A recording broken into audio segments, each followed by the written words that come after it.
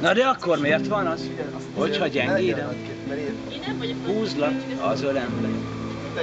Te majd érces hangon suttogod vele a fülembe, hogy baba bassz meg keményen az ágyon, meg a szekrényen, a padlón vagy a díványon. Baba bassz meg jól, úgy kívánom, hogy bassz meg keményen az ágyon, vagy a szekrényen, gumi nélkül a díványon.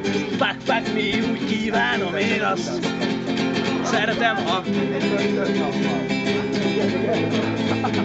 akkor azt mondd meg, miért mindig én legyek a vezérbika. Tudod, a férfinak is jár néha a romantika, de akkor miért van az, hogyha gyengéden húzlak az ölembe, te érces hangon suttogod vele a fülembe, hogy baba bassz meg keményen az ágyon, meg szekrényen, a padlón, meg a díványon. Baba bassz meg jól, úgy kívánom, hogy bassz meg keményen, gumi nélkül a szekrényen, földön, meg a díványon.